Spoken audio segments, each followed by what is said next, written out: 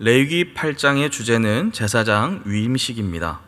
제사장이 무엇 하는 사람입니까? 하나님께 제사를 드리고 또 백성들에게 하나님의 뜻을 묻고 전하는 일을 하지요. 그리고 하나님과 백성 사이에 중재자 역할을 하는 존재가 제사장입니다. 특별히 그 중에서도 대제사장은 1년에 한 번 대속죄일이 되면 백성을 대표해서 하나님 앞에 지성소에 들어가기도 합니다. 오늘은 최초의 제사장 위임식 본문을 우리가 일부분을 읽었는데요. 이 최초의 제사장 위임식은 언제 시행되었을까요? 오늘 이 레위기 본문이 아니라 이 레위기 본문은 지침과 규례를 기록한 것이고 실제로는 성막 건설과 함께 시행되었습니다. 7일 동안 진행되었는데 하나님께서 출애굽 백성들에게 성막과 그 안에 들어갈 모든 것을 다 준비하게 하시고 제일 마지막으로 그 성막에서 섬길 제사장을 세우도록 그렇게 명령하셨습니다. 그래서 레위기 8장은 이러한 제사장 위임식에 대한 구체적인 규례와 지침이 기록되어 있고 출애굽기 40장에서 바로 이스라엘 최초의 제사장 위임식이 성막 완공식과 함께 일어납니다. 위임식 순서는 대제사장인 아론과 그의 아들들을 깨끗이 시키는 것부터 시작해서 옷을 입히고 정결하게 준비시킨 후에 제사를 3번을 지내는데 속죄제사, 번제, 그리고 위임식 제사를 순서대로 거행합니다. 그리고 이 모든 과정은 최초의 제사장 위임식이기 때문에 다른 제사장이 없습니다. 모세가 제사장이 되어서 주관합니다. 이 7일의 위임식이 다 끝난 후에야 8일째 되어서 아론이 첫 번째 생애 첫 제사를 주관하게 됩니다. 그것이 레위기 9장부터의 이야기입니다. 이 제사장 위임식의 전 과정을 모세가 주관합니다. 이 본문을 여러 번 읽으면서 느끼는 것은 모세는 적은 나이도 아닌데 굉장히 그리고 진심으로 힘들었겠다, 고생이 많았겠다라는 생각을 많이 했습니다. 제사장 위임식은 굉장히 고됐고 엄중했습니다. 오늘 읽은 이 8장 1절부터 36절 전체 과정을 일주일 동안 하는데 그것이 그렇게 어려운 일인가 이런 생각을 우리가 할 수도 있겠지만 제사장 위임식의 규례를 기록한 이 병행 본문인 출애굽기 29장 35절부터 37절 말씀을 제가 읽어보면 전혀 다릅니다. 읽어드리겠습니다. 너는 내가 내게 한 모든 명령대로 아론과 그의 아들들에게 그같이 하여 2일 동안 위임식을 행하되 매일 이치데이 수송아지 하나로 속죄하기 위하여 속죄제를 드리며 또 제단을 위하여 속죄하여 깨끗하게 하고 그것에 기름을 부어 거룩하게 하라. 너는 2일 동안 제단을 위하여 속죄하여 거룩하게 하라. 그리하면 지극히 거룩한 제단이 되리니 제단에 접촉하는 모든 것이 거룩하리라. 출애굽기 29장 35절에서 37절은 이것을 매일 반복적으로 시행했어야 함을 명령하고 있습니다. 그래서 많은 학자들도 제사장 위임식이 7일 동안 이 내용이 한 번 이루어진 것이 아니라 매일 반복해서 거행되었을 것으로 생각합니다. 생각해 보십시오. 아론과 내 아들들을 매일같이 씻겨야 되고 속옷부터 제사장의 의복을 입혀야 합니다. 관유를 바르고 관유를 또 제단과 성소를 성별하게 합니다. 다 발라서 성별하죠. 그리고 수송아를 잡아서 속죄제사를 드리고 순양을 잡아서 번제를 드리고 또 위임식 제사로 순양 한 마리를 또 드립니다. 그리고 또 남은 것을 함께 먹고 남은 것을 불태우는 이 과정들이 매일 반복되었습니다. 모세에게 굉장히 힘들었을 것 같습니다. 그리고 오늘 읽지 않았지만 앞부분인 3절에서는 이 모든 장면을 이스라엘 온 회중이 함께 하도록 하였음을 우리에게 알게 합니다. 온 이스라엘 회중을 회막문에 모으라 명하셔서 성결하고 거룩한 제사장이 어떻게 세워지는지 그 과정을 다 보게 하셨습니다. 이는 제사장을 세우는 일이 모세나 또는 아론의 일가나 일부 소수의 사람들만의 관심사가 아니라 온 이스라엘 전체의 일처럼 그렇게 받아들이고 행하라는 것이죠. 너희들이 백성들이 하나님께 내게 나오는 그 일을 돕는 제사장이 어떤 과정을 통해서 세워지는지 보게 하셨습니다. 유명한 건축학자가 이런 말을 했습니다. 건물을 보면 그 건물에 담긴 철학과 기능을 알 수 있다. 그래서 중세 교회들이 앞뒤로 길고 높게 지어진 이유는 사람들의 시선이 좌우로 분산되지 않고 한 곳에 신부가 서 있는 높은 강대상에 집중하게 해서 그곳에 사람들이 시선이 모이는 곳에 권력을 모일 수 있도록 하기 때문이다. 그렇게 얘기를 하는데요. 온 이스라엘 회중의 시선이 회막문에서 바로 이 성막 안에서 거행되는 제사장 위임식에 향하고 있습니다. 이러한 면에서 봤을 때 제사장은 권력을 상징하는 의식인가요? 그러나 오늘 본문을 읽다 보면 아시겠지만 이 절차만 보아도 결코 이 일은 명예롭거나 정말로 누구나 원하는 그런 일이 절대 아닙니다. 그리고 본질적으로 하나님이 세우신 제사장은 그러한 자리가 아닙니다. 무엇보다도 제사장은 본인의 기업이 없지요. 그리고 이 위임식을 한다고 해도 거기에 따르는 현실적인 금전적인 어떤 유익도 없습니다. 그나마 제사장에게 돌리는 오른쪽 뒷다리 부위가 있는데 그것마저도 아론과 아들들은 받았다가 다시 하나님께 번제로 드립니다. 오로지 백성들을 위해서 여호와께 나아가 제사할 수 있도록 스스로를 정결하게 하고 거룩하게 하고 끊임없이 구별하는 행위만 바로 이 위임식에 참여한 이 대상자들에게 주어진 일입니다. 사랑하는 성도 여러분, 제사장 위임식의 전체적인 흐름을 한번 말씀드렸는데요. 여러분은 어떤 생각이 드십니까? 이스라엘 가운데 아론과 그의 아들들과 같은 특별한 사람들만, 하나님께서 이 특별한 사람들만 시키시는 거구나 하는 안도의 한숨을 쉬고 계시는지요? 이 제사장 위임식의 말씀을 하나하나 읽다 보면 마음이 굉장히 무거워집니다. 그리고 부담스러워집니다. 이 말씀을 나에게까지 하기는 마시기를. 내가 감당할 수 있는 사명이 아닌 것 같습니다. 그 일에 확신이 듭니다.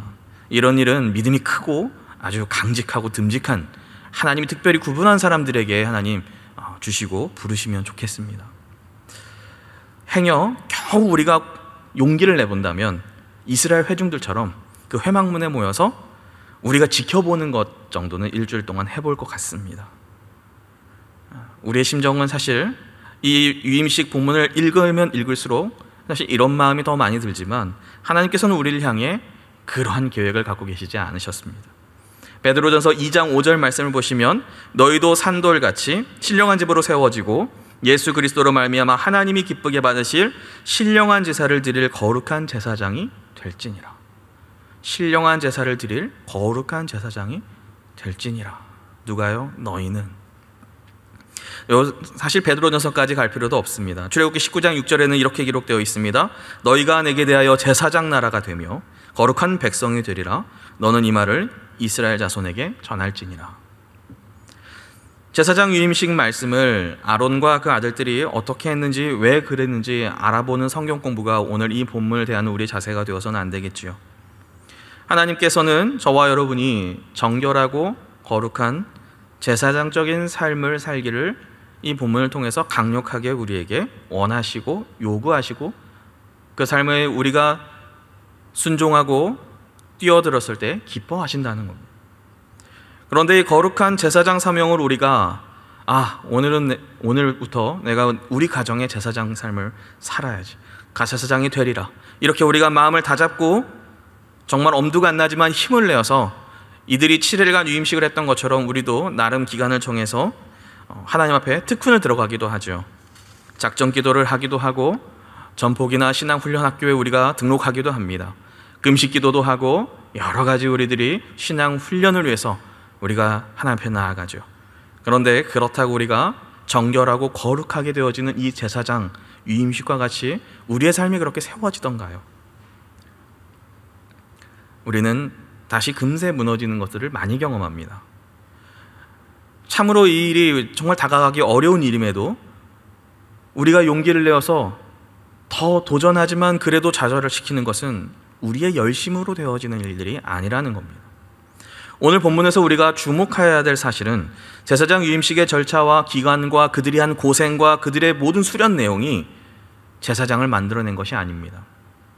결국 이 이래 동안의 제사장 위임식은 이 제사장 대상자를 정결하게 하고 거룩하게 하는 과정으로 우리가 요약해 볼 수 있는데, 이 위임식 절차와 의식이 제사장을 만들어내지 못하고 이 절차가 모든 과정들이 그들을 정결하게 하지 못합니다. 아론과 모세와 그 아들들이 최선을 다해서 예행 연습을 했을까요? 그래서 이 복잡하고 정말 너무나 많은 이 절차들을 쉴 수 없이 일주일 동안 다 해내는 것을 보고 하나님께서 그래 정결하다 이렇게 해주신 것일까요? 그것이 아니죠. 오늘 우리 8장을 단락단락 끊어 읽어보면 단락의 끝마다 동일한 말씀이 반복되는 것을 확인하게 됩니다. 9절과 13절, 17절, 21절, 29절, 36절은 각 단락의 마지막 구절인데 이렇게 마칩니다. 여호와께서 모세에게 명령하신 것과 같았더라. 9절과 13절과 17절과 21절과 29절과 36절 모두에 다 여호와께서 모세에게 명령하신 것과 같았더라. 여호와께서 모세에게 명령하신 것과 같았더라. 무엇이 이들을 정결케 한 것입니까? 무엇이 위임식을 무사히 마칠 수 있도록 한 것입니까? 의식도 절차도 사람의 노력이 아닌 하나님의 말씀에 순종했을 때 하나님께서 그 위임식을 완성시켜 나가신 것입니다. 사랑하는 성도 여러분, 저와 여러분의 용기와 결단이 우리로 하여금 제사장 사명으로 살게 하는 것이 아니라 끊임없이 우리는 하나님 앞에 그 말씀에 순종함으로 우리를 하나님께 맡겨 나갈 때 하나님께서 우리를 정결과 거룩의 사람으로 그리고 그러한 삶으로 우리를 살아가도록 우리를 인도하신다는 거죠. 여전히 흠투성이이고 여전히 우리에게는 자격이 없고 우리의 노력은 볼품없지만 우리가 하나님을 붙잡고 우리를 부르신 그 제사장 사명을 우리는 하나님 때문에 감당하는 것이죠. 말씀을 붙들고 순종할 때 정결과 무흠과는 너무나 동떨어진 우리임에도 하나님께서는 우리 사이에 임재하시겠다는 겁니다. 우리가 말씀에 순종함으로 나아갈 때 자격 없는 우리를 정결하게 만드셔서 우리를 당신의 거룩한 제사장으로 쓰시겠다는 거죠. 여호와께서 모세에게 명령하신 것과 같았다라는 이 순종의 고백이 제사장으로 부름받은 저와 여러분의 오늘의 고백이 되시기를 주님의 이름으로 부탁드립니다. 제사장 위임식에서 행해지는 제사는 총 3번입니다. 그 가운데 오늘 본문 22절부터 마지막 3번째 위임식 제사를 다루고 있습니다. 오늘 본문 22절부터 우리가 읽은 부분이 마지막 3번째 위임식 제사를 다루는 것인데요. 이 제사는 화목제와 매우 비슷하게 진행됩니다. 여기서 비슷하다는 것은 화목제와 완전히 동일하다는 것이 아니라 화목제의 모양을 띠는데 제사장 위임식의 절차와 절충이 된 모습을 띠고 있다라는 의미입니다. 본문 22절에서 이렇게 시작하죠. 또 다른 순양은 여기서 이 또 다른 순양은 어떤 양이냐면 레위기 8장 2절에서 보시면 하나님께서 이 위임식 준비물을 모세에게 준비하라고 그렇게 시키시는데 거기에 보면 수송아지 1마리와 순양 2마리를 하나님께서 준비하라고 하십니다. 제물 가운데는 그렇게 수송아지 1마리와 양 2마리를 준비하라고 하시는데 14절에 보시면 송아지는 속죄제로 드려지고 18절에 보시면 번제로 순양이 1마리가 먼저 드려집니다. 그리고 오늘 함께 읽기 시작한 22절에서 위임식의 순양으로 또 다른 순양이 드려지는 그 순양입니다. 그러니까 2마리의 순양을 준비했는데 하나는 번제로 드려졌고 하나는 이제 위임식의 순양으로 드려진 것이죠. 이 절차는 화목제와 매우 비슷하게 진행되는데 화목제와 크게 다른 두드러진 차이점이 있습니다. 그것은 바로 피를 사용하는 방법입니다. 레위기 3장에서 화목제에 대해서 자세히 설명할 때 피는 제단에 뿌려졌습니다. 보통 화목제에서는 제단에 피를 뿌리는데 오늘 읽으신 22절 이하의 말씀을 보시면 위임식 제사에서는 모세가 이 피를 아론의 오른쪽 귓뿌리와 오른쪽 엄지손가락과 오른쪽 엄지발가락에 바릅니다. 그리고 아들들도 데려다가 동일하게 오른쪽 귓뿌리와 오른쪽 엄지손가락 끝과 오른쪽 엄지발가락에 바릅니다. 그리고 나서 제단에 피를 뿌립니다. 이것은 다른 제사에 없는 독특한 절차입니다. 그런데 레위기의 여러 주석을 이 부분을 참고하면 동일하게 언급하는 본문이 하나 나옵니다. 그것은 레위기 14장입니다. 도대체 이 의미가 무엇일까? 우리가 8장에서는 명확하게 구분하기 어려운데요. 레위기 14장은 나병 환자를 정결케 하는 속건제에 대한 말씀이 나오는데 거기에도 이렇게 동일한 행위가 나옵니다. 레위기 14장 14절을 읽어드리겠습니다. 제사장은 그 속건제물의 피를 취하여 정결함을 받을 자의 오른쪽 귓뿌리와 오른쪽 엄지손가락과 오른쪽 엄지발가락에 바를 것이요 제사장은 또 그 한 록의 기름을 취하여 자기 왼쪽 손바닥에 따르고 오른쪽 손가락으로 왼쪽 손에 기름을 찍어서 그 손가락으로 그것을 여호와 앞에 7번 뿌릴 것이요 손에 남은 기름은 제사장이 정결함을 받을 자의 오른쪽 귓뿌리와 오른쪽 엄지손가락과 오른쪽 엄지발가락 곧 속건제물의 피 위에 바를 것이며 제사장은 그 번제와 소제를 제단에 드려 그를 위하여 속죄할 것이라. 그리하면 그가 정결하리라. 이처럼 제사장 위임식 제사의 피의 사용은 다른 제사에서는 발견할 수 없는 굉장히 독특한 의식인데, 이 동일한 내용이 나병 환자의 속건제에 등장한다는 겁니다. 그리고 이 나병 환자에게는 피와 기름을 오른쪽 귓뿌리, 엄지손가락, 엄지발가락에 바르면서 세 몸의 부위가 몸의 다 끝부분인 환자의 온몸을 상징하고 온몸이 완전히 나병으로부터, 부정한 피부병으로부터 회복됐다라는 것을, 정결하게 되었다는 것을 공표하는, 선언하는 의식이 바로 이 의식의 의미라는 거죠. 이 피부병이라는 병을 잠깐 보면요, 부정한 병이었습니다. 지난번 박철원 교수님도 레이기 특강 때 오늘날 우리가 이해하는 나병이 아니고 부정한 피부병이었다, 이렇게 이해하면 좋겠다고 하였는데요, 하나님과 공동체 둘 다로부터 추방되어야만 한 병이었습니다. 그래서 그 사람은 홀로 살아야 했고, 부정하다 스스로 외치면서 하나님께 다가갈 수 없는 것은 물론이고 백성들이 혹여나 부지 중에 자신에게 다가온 일도 미연에 예방하며 살아야 되는 질병보다 전 저주에 가까운 것이 바로 이 피부병이었던 것 같습니다. 그런데 이러한 피부병의 오염으로부터 정화되고 온몸이 깨끗하게 회복되어 나았음을 공식적으로 선언하는 의식이 바로 그 피와 기름을 오른쪽 귓뿌리와 오른쪽 엄지손가락과 오른쪽 엄지발가락에 바르는 의식이었다는 거죠. 이에 이 제사장 위임식도 이 경우에도 우리가 이것을 대입해 볼 수 있을 것 같습니다. 제사장 당사자의 영적인 오염과 죄와 그의 허물로부터 그가 정결케 되었음을 하나님께서 선언하시는 의미로 제사장의 오른쪽 귓뿌리와 엄지손가락과 엄지발가락에 이 위임식 순양의 피를 발랐던 것입니다.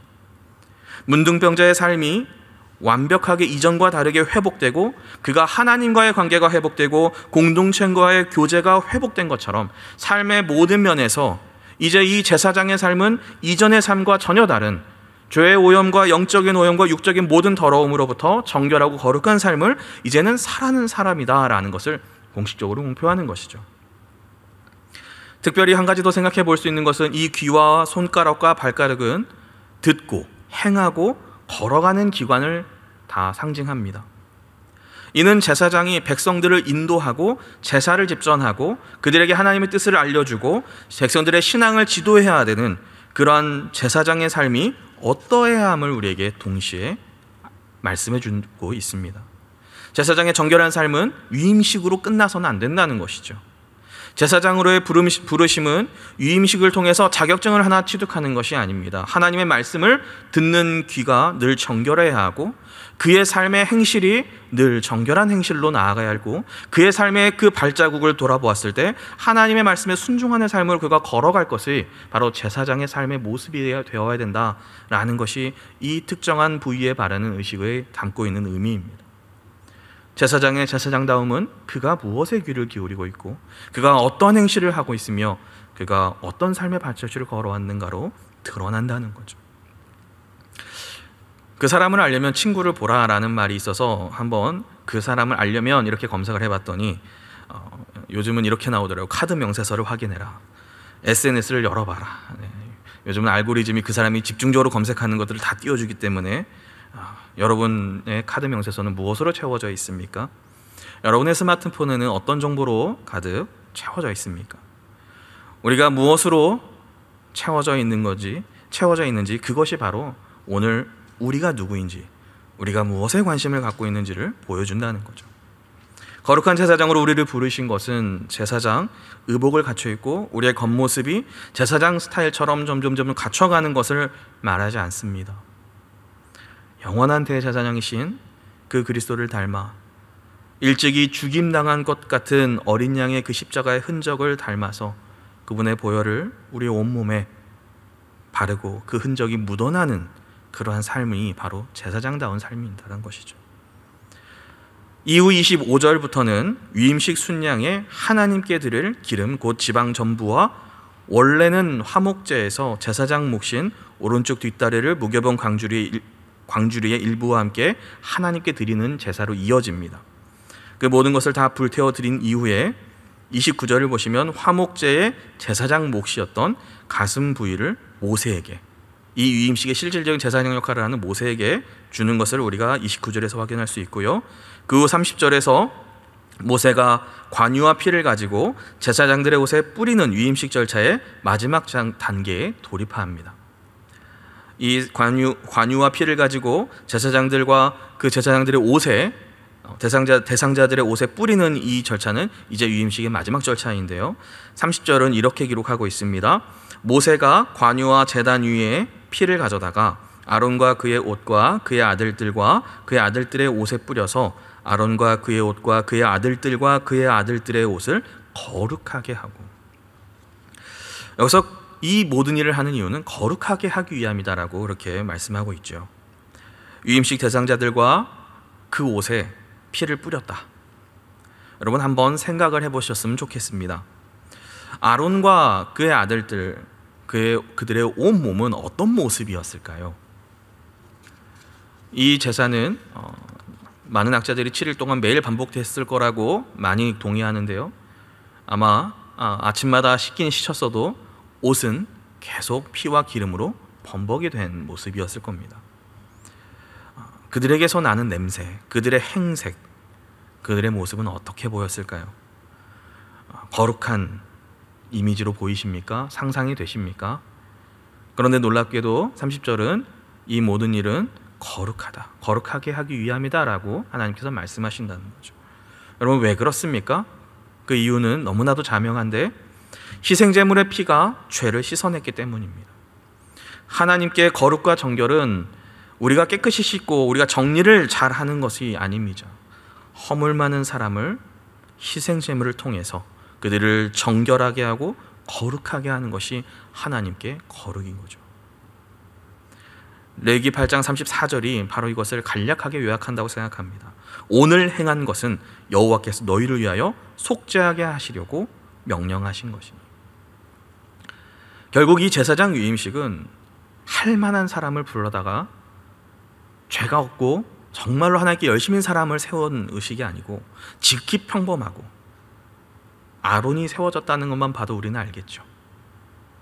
죄인에 불과한 사람을 속죄하게 하는 과정이 바로 제사장 위임식입니다. 저와 여러분과 같은 이 죄인을 하나님의 거룩한 제사로 나아가게 하는데 일꾼으로 쓰이는, 세우는 과정이 바로 제사장 위임식이라는 거죠. 제사장 위임식은 어떤 자격증을 취득하고 성소의 일을 배우고 제사장 훈련 양성 코스가 아닙니다. 설령 그 까다로운 절차와 혹독한 훈련을 통과했다 할지라도 그 누구도 그것으로 하나님 앞에 설 수 없습니다. 더더욱 당연한 것은 죄인이 거룩한 제사장의 역할을 감당하는 것도 불가능합니다. 그런데 하나님께서는 제사장 위임식이라는 틀을 마련하시고 하나님의 임재로 나아가는 길을 마련해 주신 것, 이것은 무엇을 의미합니까? 놀라운 은혜임을 우리에게 알려줍니다. 제사장 위임식에 담긴 하나님의 뜻이 자기의 백성을 향한 지극한 사랑의 뜻임을 우리에게 더욱더 선명하게 보여준다는 것이죠. 그 내용은 엄숙하고 너무나 고되고 복잡합니다. 그리고 하나님의 거룩의 무게가 짓누르는 것 같아 보이지만 그것은 우리로 하여금 더 멀리하라는 의미로 주신 것이 아닙니다. 죄인을 당신의 제사장 삼아서 하나님의 영광을 나타내는 거룩한 제사장 사명을 감당할 수 있는 자로 우리를 만드시기 위해 하나님의 놀라운 은혜가 드러나는 신비의 장면이라는 것이죠. 그래서 여전히 흠이 많고 자격이 없어 나는 아니라 생각될지라도 여전히 하나님께서는 우리를 향해서 이렇게 말씀하고 계심을 확신할 수 있습니다. 너희도 산돌같이 신령한 집으로 세워지고 예수 그리스도로 말미암아 하나님이 기쁘게 받으실 신령한 제사를 드릴 거룩한 제사장이 될지니라. 하나님께서는 저와 여러분에게 여전히 이러한 비전을 꺾지 않으시고 포기하지 않으시고 신령한 제사를 드릴 거룩한 제사장이 되기를 바라십니다. 사랑하는 성도 여러분, 하나님께서 우리를 당신의 거룩한 제사장 삼으심은 종교적이고 규칙과 법에 절대적으로 매어 살아가는 종교인처럼 우리를 만드시려는 것이 아닙니다. 우리를 하나님과 세상의 백성들 사이에 안내하는 중재자로 세우시고 하나님의 거룩한 임재를 온 세상에 우리를 통해서 늘 드러내고 나타내며 길 잃은 자들을 하나님께 인도하고 나아가는 것을 돕고 세상 가운데 우리로 하여금 성별된 거룩한 선한 일을 해나가는 성도다운 성도로 살아가도록 우리를 부르시고 제사장 삼으시는 것이죠. 그러나 만약 부름받은 제사장이 그 거룩한 길에서 제대로 살지 못한다면 어떻게 될까요? 그것은 그 결과는 너무나 참혹합니다. 도리어 하나님께 나아가는 길목을 우리가 막을 수 있고 도리어 믿는 자들과 교회와 진리를 찾는 자들을 핍박하는 도구가 될 수 있습니다. 초대교회에 예수 그리스도를 죽인 중심에 누가 있습니까? 대제사장과 그들의 가문이 있죠. 수많은 사도들과 수많은 초대교회를 핍박한 그 중심에 다 누가 있습니까? 사도행전은 끊임없이 제사장 가문을 언급합니다. 여러분, 이것이 무엇을 우리에게 알게 합니까? 예수 잘못 믿으면 나만 잘못 믿는 게 아닙니다. 그것으로 끝나지 않고 나 때문에 우리의 옆 사람도 우리 옆에 있는 사람들이 함께 못 믿게 되는 것이죠. 하나님은 우리를 이 시대에 하나님의 부름받은 거룩한 제사장으로 우리를 부르셨습니다. 우리는 어떻게 살고 계십니까? 우리를 제사장 삼으심은 거룩과 성결의 삶으로 부르심이다. 우리가 이렇게 규정할 수 있겠는데요. 여전히 부담을 느끼고 나와는 거리가 먼 소명인 것처럼, 그것은 특별히 신앙 좋은 사람에게만 요구하시는 부르심처럼 여전히 밀어내고 외면하고 있는 건 아니신가요? 제사장 위임식이 나의 위임식이 되시기를 주님의 이름으로 부탁드립니다. 이 시대에 하나님께서는 저와 여러분을 제사장으로 부르셨습니다. 지극히 평범하고 죄 많은 우리를 정결하고 거룩하게 하시는 비전으로 그 하나님의 뜻을 따라서 우리를 하나님께서 만들어 가시겠다는 거죠. 그 믿음 위에서 오늘도 그 하나님의 부름에 순종하시기를 주님의 이름으로 부탁드립니다. 마지막으로 이 부름에 한창 달려가는 중인 우리에게 생각해 볼 것이 있습니다. 우리가 이 핏부림과 그 기름으로 뒤집어 쓰의 의미를 여전히 붙잡고 있는지 돌아봐야 합니다. 한번 이렇게 생각해 봅시다. 아론과 그 아들들이 제사의식이 반복될수록, 위임식이 반복될수록 3일째 4일째 되면 이제 좀 알겠지요? 마치 자기들이 다 아는 것처럼 어느 시점에 절차와 규례를 자기들 마음대로 하기 시작한다면 어떻게 되겠습니까? 제사장 위임식이 끝날 때까지 그들은 죄인의 위치에서 모든 절차를 다 모세에게 맡겨야만 했습니다. 위임식 끝난 이후에도 나답과 아비후가 다른 불로 분향했더니 사망을 면치 못했다라는 말씀이 있습니다. 우리가 신앙생활에 익숙해지고 우리의 신앙의 훈련과 경험치가 쌓이면서 우리의 신앙이 거듭될수록 마치 위임식 제사를 내가 더 잘하는 것처럼, 마치 이 신앙생활이 내가 다 해본 것처럼 그리스도의 이 십자가의 그 보혈의 피가 우리의 귓불이와 우리의 오른쪽 손가락과 우리의 엄지발가락에 왜 발라졌는지 그 의미를 점점 잃어가는 우리의 모습이 발견될 때가 있습니다. 이 제사장 위임식의 이 모든 의식들은 우리가 죄로부터 정결과 거룩하게 되었음을 잊지 말라는 것인데, 이 죄의 엄중함을 망각한 채 우리가 우리 몸에 묻은 핏자국을 닦아내고 냄새나고 더럽다고 지우면서 어느 순간부터 종교인이 되고 기독교를 다 아는 것이냐 교만한 종교인이 되어서 살고 있진 않은지, 오늘 이 제사장 위임식의 부름 앞에서 점검해 보시기를 부탁드립니다. 그것을 점검함으로 우리를 거룩한 제사장 나라로 부르신 그 하나님의 부름에 합당히 겸손히 감당해 가시는 저와 여러분이 되시기를 주님의 이름으로 축복합니다.